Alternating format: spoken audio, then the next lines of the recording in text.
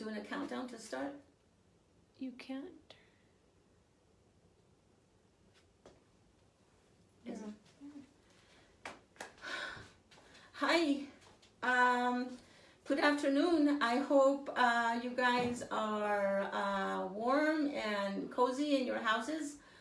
I know I am because it snowed a little bit.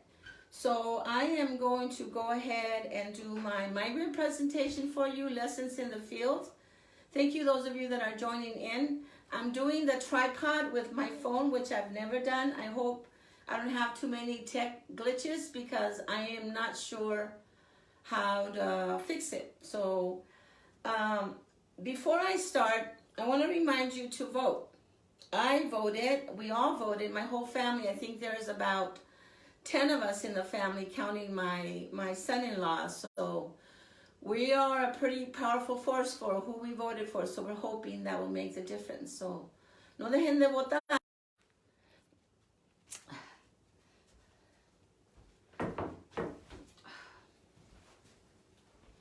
Well, there went my first glitch. I didn't know how to turn off, so nobody calls me.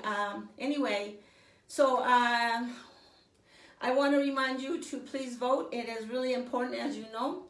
Por favor, voten. Animen a los que no están registrados que se registren y que vayan en persona, porque ahorita ya para echar la boleta en el correo ya creo que es tarde. Pues voy a empezar contándoles una anécdota de la importancia de votar. Quiero compartir esto porque esto va a ser parte.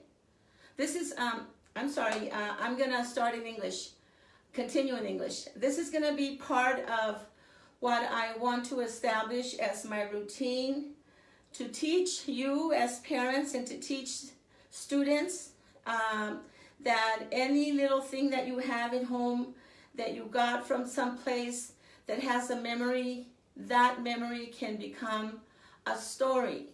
So this right here becomes a story for me because in 2009, when Obama was running for president, I was home in Texas. I took off from work to take care of my mom that was sick with cancer. So I took time off, like 9 months, I believe. And so she registered to vote, or I helped her register, I'm not sure. She was weak because she was, this was, I think, during the voting season, and then she passed away that February. But I took her in a car and she voted. And so she was really proud of that, and so was I, because we contributed to get Obama in the office. So anyway, just to let you know that any little artifact, anything that you have, like all of these tools right here, they all have a story to tell. What I am going to do is I am going to share with you the crops that we worked based on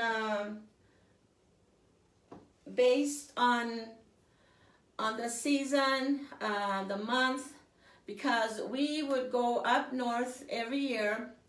My father took this trek since he was a young man, a young adult, I think in his late teens, early 20s. And he worked really hard, and it was really difficult to get to the north from Texas, almost a 2,000 mile drive. And back then, my cousins tell me that they had the old cars, and so they couldn't go fast. They would break down. They barely had enough money for the gas, so they had to pitch in, and they had to take great risks to get through from Texas to Oregon or California or whatever state they went to at that time. And the roads were not like they are today, where you got interstates and you go around outside of the towns and you get there easily. They had to go through small 2-lane roads. Sometimes they weren't even paved, they tell me. And then there was also what they had to endure was discrimination, where they would not be attended. And my cousin Rosa told me that they would see signs. You know, I know you've seen them in the news. No dogs, no Mexicans, no blacks. And so sometimes they couldn't even get gas. So it was a really hard trip to get over there, a really hard migration that they took. And it didn't take them a couple days like I remember, 2 days and 2 nights. It would take them days and days to get there with barely anything to get there as far as money for gas and food. So I just want to say thank you, and those of you that have parents that made this trek, please remember to honor them, because it is because of them that not only the country was able to get food on the American table, but they paved the way for us. I know for me, my father gave me a better opportunity so that I could be who I am today.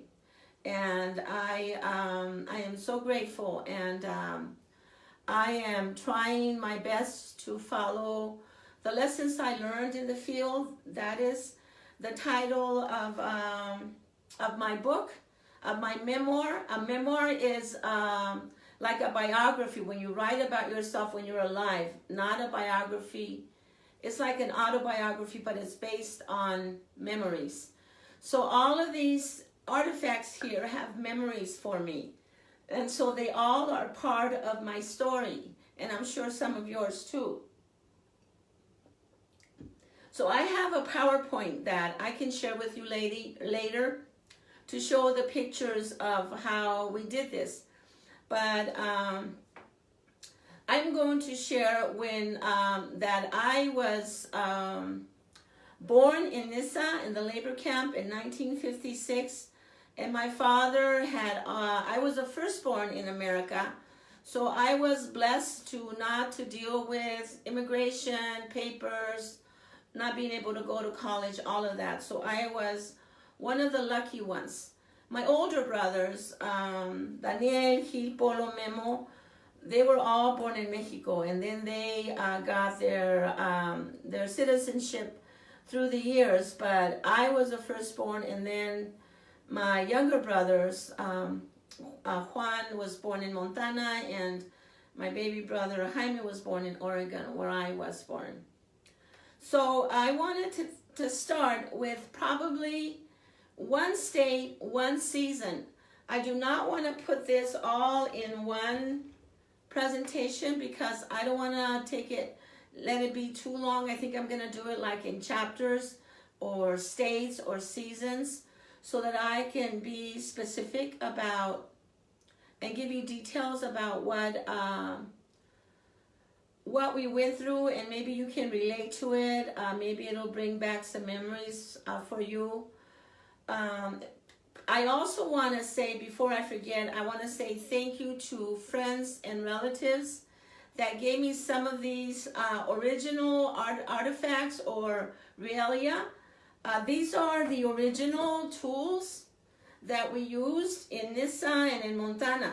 Some of these were my father's, and some of them were loaned to me or given to me when I told my family that I was collecting them, and also collecting pictures because I was so interested in doing this. And now it is so useful, because I'm writing my book, and I have been doing presentations locally, statewide, nationally, and internationally. So it is really exciting to have the authentic, real tools that we used in the fields. So first of all, I want to start with getting ready to go. It was early spring, around Easter time. Easter time was normally the last holiday where the families got together, and we were saying our goodbyes, because we were gonna leave in mid-April to Oregon. And so the priest would come, and he would bless the cars. He would have a mass, an Eagle Pass service to bless the people, bless the cars, so that people would have a safe trip as people left. Some people left by themselves with one vehicle. Others got together, different families, several families, to ride in a caravan. That way, if somebody broke down, there was somebody there to help them out, to do whatever needed to be done to fix the car or help drive, that kind of thing. And so we would leave early in the morning. My mom would pack the essentials, the things that were the most necessary. A few dishes, some work clothes, her molcajete, su tabla de las tortillas, her tortilla board, her rolling pin were always there, some pots and pans, and work clothes, blankets, and pillows. And she would pack really tight because space was limited. So every space was used to make sure that there was space to put the family on top of the boxes or on top of the suitcases. We didn't have too many suitcases. It was mainly boxes and bags and pillowcases where we packed our clothes. But we traveled as kids. I remember traveling as a kid, and the journey was long and hard. And as kids, we tried to make the best of it by telling stories in the night, spooky stories, or just sharing jokes, or taking naps and reading, or whatever we could do to make it go faster and less boring. And then when we were going on the road, when Papa was going to go through, say, a big city like Albuquerque that we couldn't go around it, we knew to be really quiet because he didn't want to take a wrong turn or get into an accident because we were distracting him. So it would take us 2 days and 2 nights. Like we would go early in the morning, maybe 3-4 o'clock in the morning, drive all day to cross Texas. It would take pretty much 10 to 12 hours because Texas is so big. And then we would cross into New Mexico and Utah, and then Idaho, and then Oregon. And when we got to Oregon, we went to the labor camp, and we settled in. The labor camp was kind of empty. People were just coming in as they prepared to come, and then soon it was full and people started to work. The first crop that we worked was cleaning the onion to make sure the weeds were out so it could grow, and thinning the beets. I'm going to show you this tool. This tool right here it's a weeder. So it is made specifically, especially with a narrow tip. It looks like a little alligator head. It even has these little teeth, like sharp teeth, so that it could go between. Let's pretend this is the onion, and there's these weeds coming out. And you had to get this weeder between the onions without cutting the delicate young onion stems, and cutting off the weed until the weed was off. And you had to make sure to keep the onion intact. And it was this short.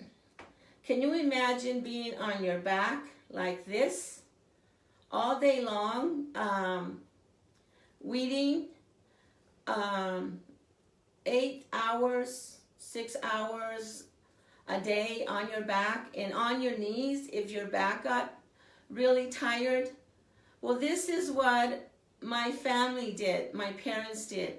And so I don't even know how they could have done that kind of work at their age, being parents with kids in the fields, and as you know, they were older now, and to do this year after year, I just don't know how they endured it. And people continue to do that today. They work the field still. I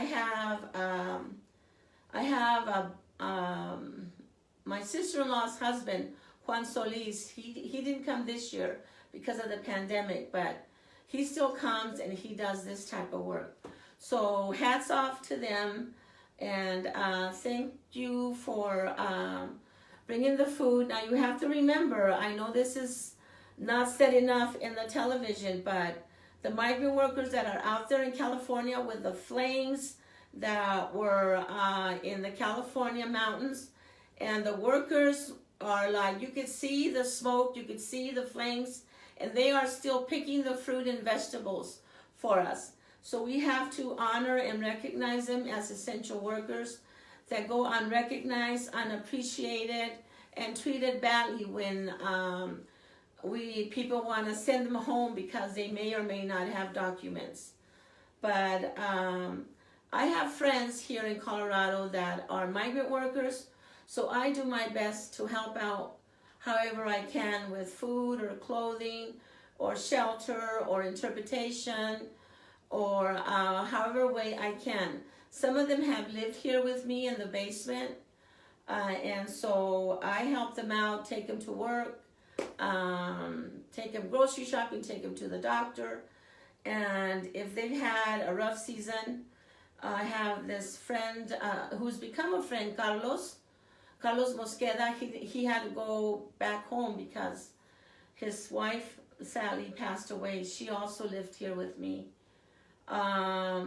He stayed here with me, and one year they both got really sick, so I had him stay with me rent-free because I think about my father, and I'm hoping that somewhere someone gave him a hand when he needed it. So I try to do what I can to help out. I still do, but now with the pandemic, you can't do very much except, I call him, he calls me, and he's waiting for the stimulus package because he does get that. He is legal, and so I'm hoping that he gets that to help him out in Oaxaca, where he had to go to bury Yolanda, his wife. So anyway, later on, when we were done weeding, maybe a field or two, then people would go and they would hoe with a short handle hoe, or el cortito. And this is also, they had to weed and thin out the beets. Now, I need you to use your imagination because I don't have a picture of this. But say these are the beets. They are dense, they are full, and people would cut the middle ones so that they would separate.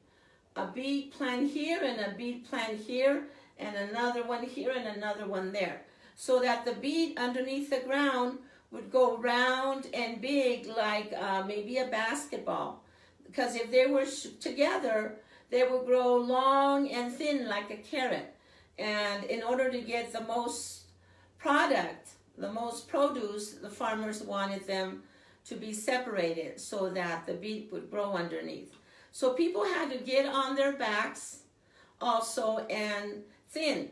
I can't demonstrate to you because of this table, but people would have to go on their back and they would have to thin as they crisscross their feet on their back, thinning the beets. Sometimes those beet rows would be 1/4 of a mile, some of them were 1/2 a mile, and some of them were not too bad, and other ones were pretty dense with weeds or some maybe patches of gravel, so it was hard work. And you had to make sure that you only left one beet. You couldn't leave the doubles or las cuatas because that would not allow the beet to grow like it was supposed to, big and round. And so people worked hard. Like I say, they were on their back all day with a cortito. Or they would get on their knees and they would drag on their knees across, pushing themselves with one hand while they propelled as along the road to go back and forth. In this, we were paid by by the hour. But in Montana, we were paid by the acre, so we had to work really hard, long hours, and through the weekends, so we could finish our contracted acres.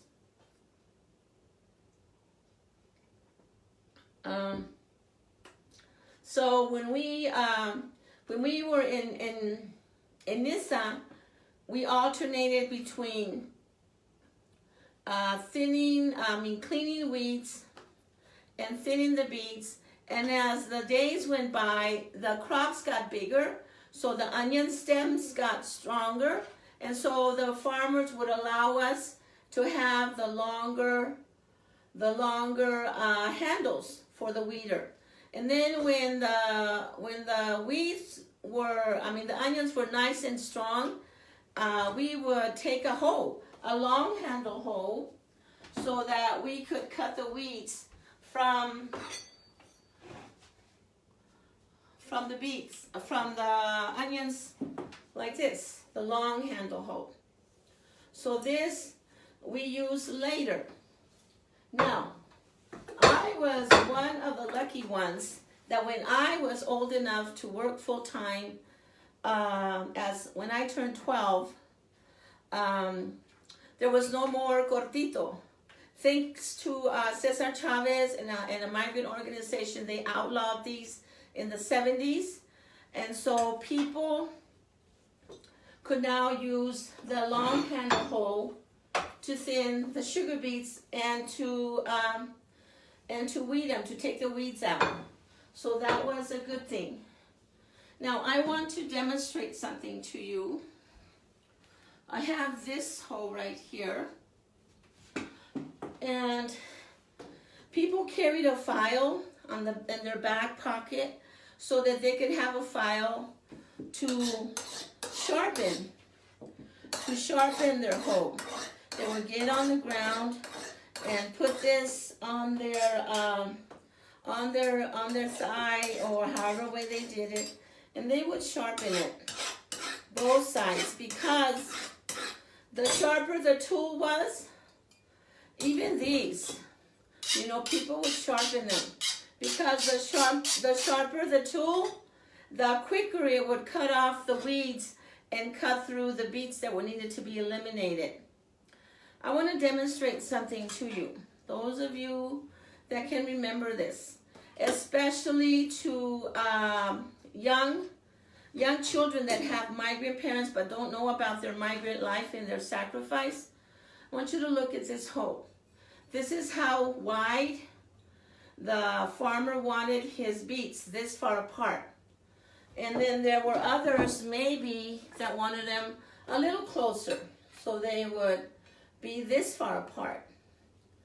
Now, as people sharpened,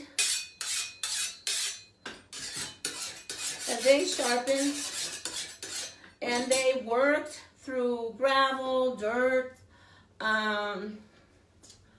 through the weeds and all of that, it would wear down to this. Now compare those. Now imagine how much a parent, a mom, a dad, a young adult, a kid worked to wear down a hoe like this, metal, to make it break down like this.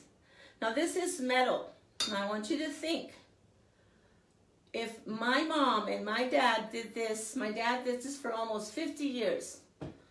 Can you imagine what that kind of work did to their backs, their knees, how they would wear down, and how tired they must have been, but they continued to work because they had no choice.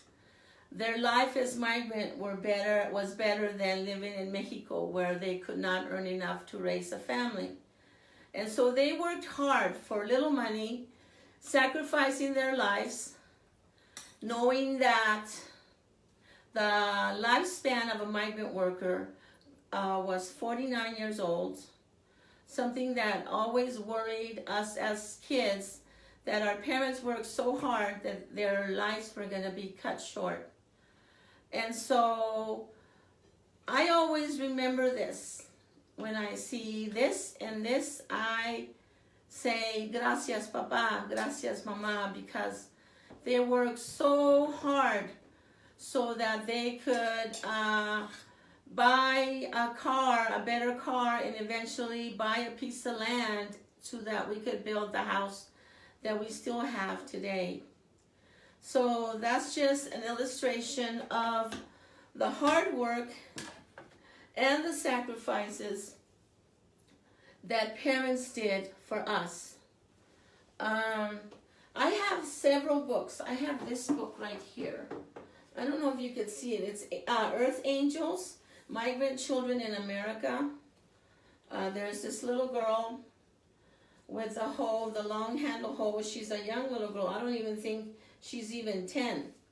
And I have lots of books, but if you have a chance to buy some of these images are beautiful.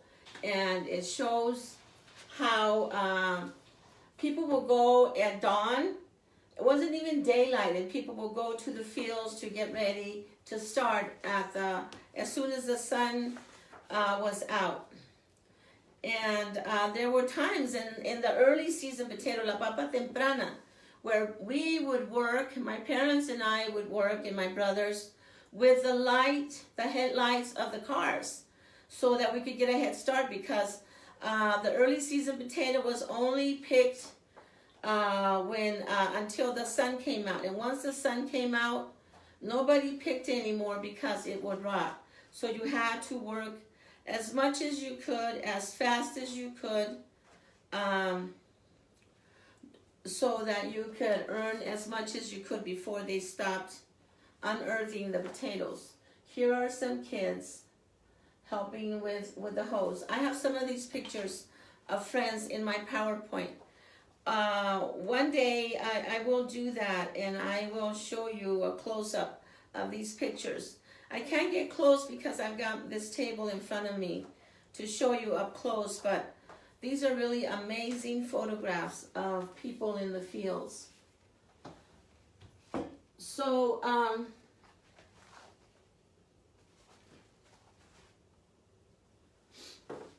so that's what we did in Nissa. We worked there until, let me see, I think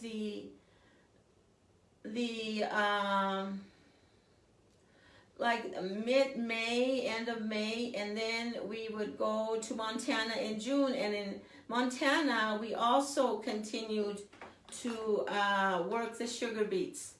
And there, like I mentioned, it was by contract, and we were given so many acres per person, and so we signed our names with our signatures saying that we had 25 acres each, and we would get paid maybe $18, $19 an acre. So the goal was to make an acre or more a day, depending on how clean or how tough the fields were.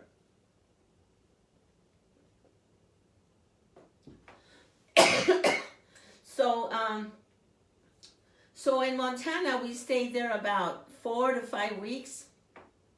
We would be there on the whole month of June, and by July the 4th, that was the goal, that once July the 4th, we were almost done with the weeding, the taking away the weeds on the beets, because they were growing and we had thinned them out. And so we would be there, and that would be one of the biggest, most profitable crops, because it was just our family, and we pulled together and we worked as much as we could, because if the rains came, then you couldn't work, and the beets would get taller and harder to work, and then the being done would be pushed back. So the only time that we went to visit other family members that went to Montana and other farms was when it rained. And so we worked really hard, and if it didn't rain for maybe 2-3 weeks, then we would take half a day on a Saturday to go into the next bigger town where there was a grocery store, so we could stock up for groceries for the rest of the week. So once we were paid, we got a lump sum, and between 6 of us, we made a little over $3,000 for the whole family. So you can imagine, I don't know how much you earn now, but $3,000 for 6 months of working on your back, with a short handle hoe. Even if it was with a long handle hoe, you would walk up to 17 miles an hour when you just had to walk the rows. So that seemed to be a lot of money back then. But I'm thinking now that I was blessed to become a professional and earn good money, $3,000 a month between 6 of them. It is like, oh my gosh, that must have been really hard. But my mom and my dad, that was better than what they could have made in Mexico. So they took good care of the money. They invested it. They would send payments to pay the food that we had charged with the grocery store in Eagle Pass with Don Manso, Armando Manso, that que nos fiaba. He would have us charge our food because there wasn't enough to go around. There wasn't enough money to buy groceries when we needed them. So we had debt by the time we left Texas. So we had to pay off debts, and if we got loans because we needed money, we would go to a financiera or a finance store and charge up some money. So we had to pay that, and then take care of groceries and gas and paying rent when we're in Nissa, the labor camp. And so the money had to be taken care of very carefully. I remember my mom would put envelopes and she would put the money in there. And she had this trunk where she would put it in there with a lock and key, and she would accumulate the money and then send off the payments or save it to, if it all was well, save it. And when we went home, we would take all of that cash. There was no banks, no accounts. We would just take the cash home and then do what we had to do in our home state. So when we were done in Montana, then we went back to Nissa. Nissa was like our base outside of our hometown in Eagle Pass. So from Nissa, we bounced around. We would go to Nissa, and then we would work there, like I told you, with cleaning of the onions and the thinning of the beets and cleaning the beets. Then we would go from Nissa to Montana. We were done with Montana, go back to Nissa, and then from Nissa, we would go to Washington State to pick strawberries. And there we went, and we were there for not too many weeks, because after the strawberries were done, we would go south to go to another part of Oregon on the west coast, to Dayton, Oregon, to pick the green beans. So that was because in Nissa the work was slow because the beets had been thinned, they had been cleaned, and so it's just a matter of waiting for the onion and the potato to be ready to harvest. So between those slow periods, my dad would organize and make sure that he went to other states with other crew leaders to make sure that we kept working without wasting too many days waiting for the next crop or the next harvest, because time was money and the weather would change, and money had to be made because the season was long because it was hard, but then it went by fast, and so we had to make as much money as we could. So then that's why we migrated from one state to the next. Now in Mount Vernon in Washington State, we picked strawberries. And so I have this picture, but I don't think you can appreciate it. I think I have these on my PowerPoint, where you have this little guy with a longer weeder. And then I have these with this man with the knee pads. I know you can't see them, but when I do the PowerPoint, you'll be able to see them. And the strawberries, people picking them. You know how strawberries are really low to the ground, really short? Well, people had to get on their knees and on their backs too, and that was hard. But as a kid, I know I loved picking strawberries better than being in the beet field or the onions. And guess why? Because strawberries were delicious. I could eat as many as I wanted, but I did get in trouble because my dad would tell me I was going to get sick to my stomach. Plus, they had pesticide, el veneno, that, they would spray it for the weeds and the bugs, and they had that poison, the pesticide, so that would make you sick. And so my dad would get mad at me, but I tried to clean them but I just loved eating especially the big ones that looked like a little tomato. They were so good. Instead of putting it in the basket, I know I would eat it.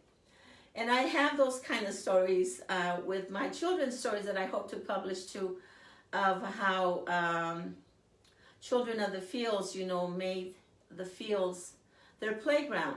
So I don't know if I mentioned it or if you know, but I am done with my first book. I'm hoping to do a trilogy of my memoir of these kind of stories with growing up and the lessons I learned in the field. So the title of my memoir is Lessons in the Field. And so I'm writing this memoir, and I'm also writing children's books. One story per state to show how a child would go around for 6-7 months or more, and how each state had a different crop at a different season, and how children, being children, made the best of it by playing, leapfrog, going over sacks, or making tents with the sacks, and turning the sacks into capes, and you become a superhero, eating more strawberries than you should have, playing battle with my brother between the rows in the bean field in Dayton, Oregon. So there's all those kinds of stories. The potato farm where my brother Memo and I got to write some Clydesdales, and how we were scared of the spooky house that was in the middle of nowhere. So I have all of those fun memories that I am working on, that I hope I can make a series of stories, and also teach people about migration and map skills, because I follow the whole route from Eagle Pass, Texas to Nyssa, Oregon, from Nyssa to Rosebud, Montana, and back, and then from Nyssa to Washington State, and then from Washington to Dayton, Oregon for the green beans, and then back to Nyssa and working the onions, and then to the late season potato in Idaho, and then back to Texas.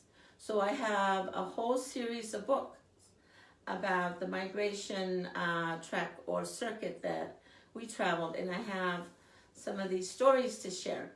But in Washington, when we did the strawberries, like strawberries grow flat and close to the ground, and so your knees also got really sore, and your back. So people would wear these rodilleras, or these knee pads. Some people, I know my uncle would make his own with sacks and cotton, and he would make his own knee pads. These are actually my tío Manuel's, Barrientos' knee pads. His daughter Rosa, my cousin, gave them to me because I told her what I was going to do, that I wanted to make these presentations to give him honor and have people recognize their work. So she gave them to me, and so I have them. And so these are original ones that my tío wore. They're worn, they're made of plastic. I don't know if he put cotton on here, but I know they were better than a bare knee on this in the strawberry patches. Now in Washington, we were close to the coast, the Pacific coast. So in the mornings, the strawberry was damp. It was cold and wet, and so people's pants were caked in mud because there was all this dew on the plants, and they were picking and picking the strawberries and putting them in the baskets. And then when the sun came out, then all that wetness would evaporate. So then you have all this heat with the heat of the sun and the sun beating down on you, and it's a flat field, no shade, and so people are picking strawberries, putting them in baskets, filling flats, and rolling them in with a wheelbarrow to take them to the end of the road to have them counted, and they are given credit. So the strawberry fields was also really hard, even though for a kid it was fun to eat some of those strawberries. And my mom died of cancer, and I'm a cancer survivor, so we don't know if maybe that was because of the hazard of the fields with the pesticides that we were breathing in, or it was going through our skin, through our pores. So it's hard to tell. All I know is that there's been cancer in our family. My mom passed away in 2009 from cancer, and she had suffered another cancer. And then I also had a cancer, which thank goodness I was able to survive. So that was Washington, the strawberries. And that was, I believe, in July, mid-July, because then we went to Dayton. We go south all the way down. I think it was Interstate 5, all the way down to Dayton, Oregon, to Eola, where the labor camp was, to pick the green beans. And there was these tall green bean walls, and there was shade. It was not flat, but still with the irrigation and the moisture, the evaporation, it got a little bit steamy hot in those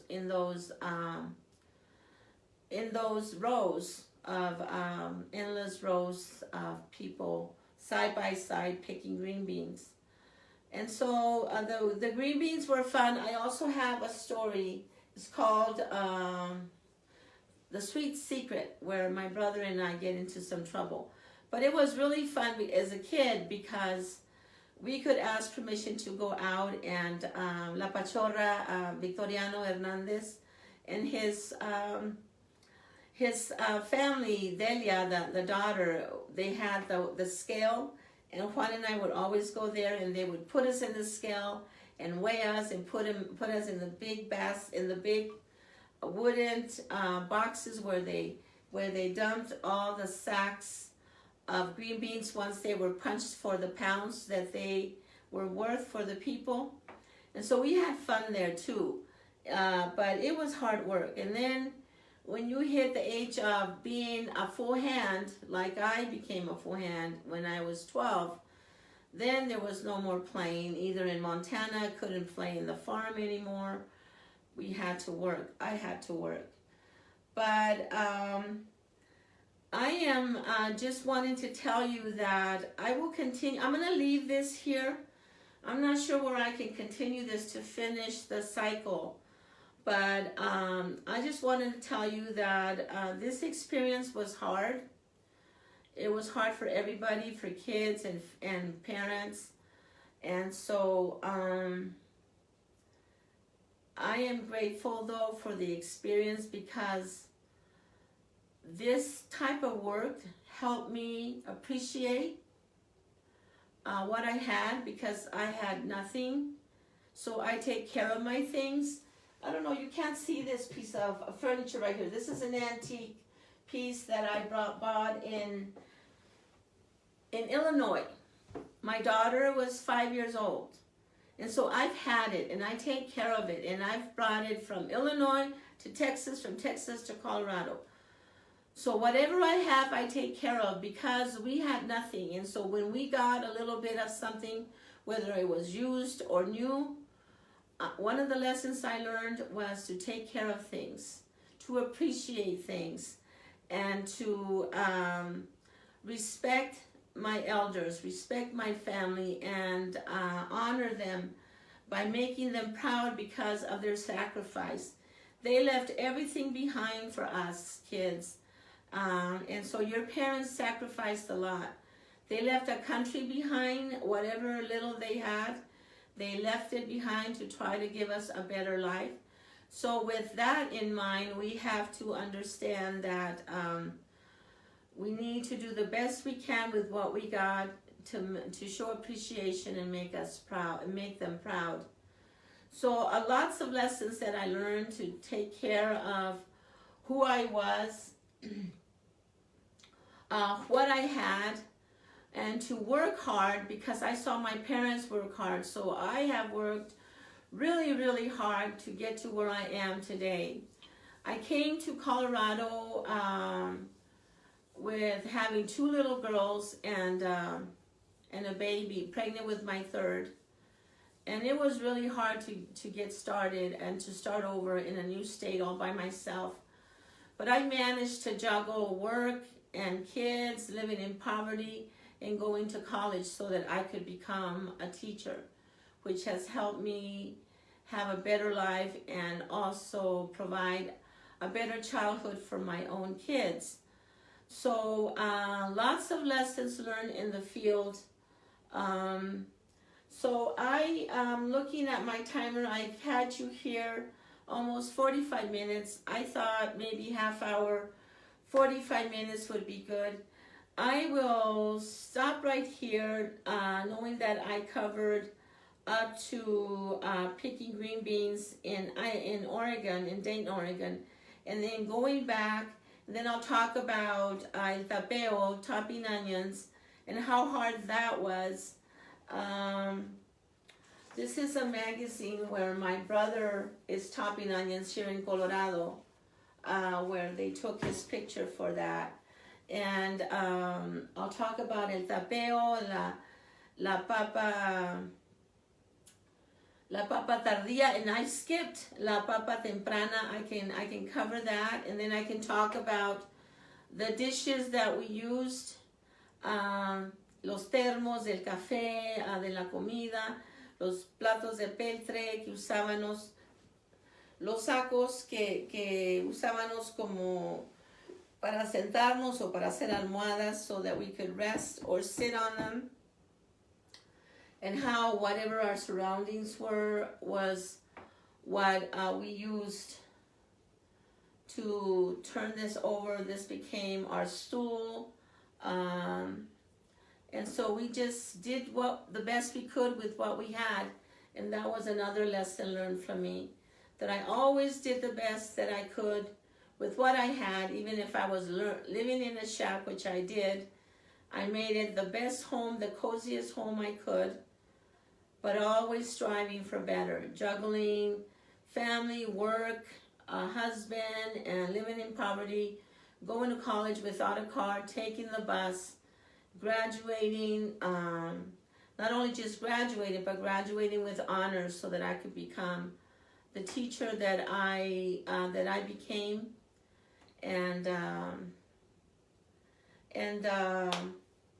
providing a better future for my own children that did not have to go and live the childhood I lived, even though I have, so much appreciation and admiration for the life my parents gave me, because that was better than what they had. So they took me another step, como cuando nos encaminamos en el campo, que nos dábamos un paso adelante, nos encaminábamos, so we could take off. And so they did the best they could with what they had. And I'll touch on that again when I tell you more on my story, where I become the mom in the fields again, and it's just the hardest thing that makes me change my life so that I could provide a better life, not just for me, but for my children, so that I could give them a better life, because I had more opportunities than my mother. I knew English, I had finished high school, I had started college, and I was a citizen. So there was no reason for me to not do better. So I did what I could to get through all the hardships so that I could become the professional that I was blessed to be. Before I let you go, I have this poem, Child of the Fields, because a lot of us grew up in the crates on the shade by a tree, like my brother Memo, that was left on one end of the field while my mom hoed across one row, hurrying back to try to get to him. And then she would hear him cry, and she would throw the hoe and run to him, and he was tipped over from that crate, all filthy and dirty, the milk spilling out full of dirt on the nipple, and mosquitoes and flies all over him. It was just really, really hard.